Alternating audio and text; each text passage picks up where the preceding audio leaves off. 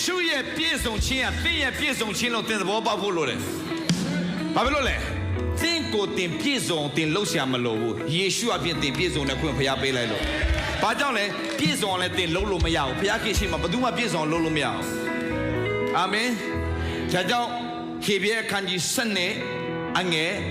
2မှာပြောလဲ73 sorry 7အငယ်2မှာလောကီရှင်အစာဦးစီရင်ဆုံးလင်းစေတော်မူသောသခင်ယေရှုကိုမင်းစစ်စစ်ကြည့်နားလည်ထားမှာဆရာအမြဲတမ်း focus ဘယ်သူ့လောက်ခိုင်းတာလဲခုဘယ်သူ့ focus လောက်ခိုင်းတာလဲ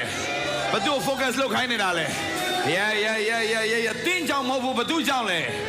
တင်းဖခင်ရဲ့မျက်နှာရမယ်ဘယ်သူ့ကြောင့်လဲတင်းမျက်နှာရမယ်ဘယ်သူ့ကြောင့်လဲယေရှုကြောင့်တင်းမျက်နှာရလိမ့်မယ်အာမင်ယေရှုကြောင့်တင်းကိုဖခင်ချီးမြှောက်လိမ့်မယ်ယေရှုကြောင့်တင်းကိုဖခင်ကောင်းချီးပေးလိမ့်မယ်နောက်ကြည့်ဘာကြည့်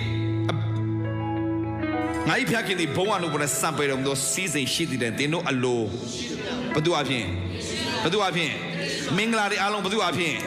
မင်္ဂလာအားလုံးဘယ်သူအဖြစ်မင်္ဂလာအားလုံးဘယ်သူအဖြစ်ယေရှုအဖြစ်ပြည့်စုံစေလိမ့်မယ်ဟာလေလုယာမင်္ဂလာအားလုံးဘယ်သူအဖြစ်ပြည့်စုံပါလဲဓမ္မမင်္ဂလာအမျိုးမျိုးဘယ်သူအဖြစ်ဖခင်ပြင်ဆင်ထားလဲယေရှုအဖြစ်အာမင်ဟာလေလုယာ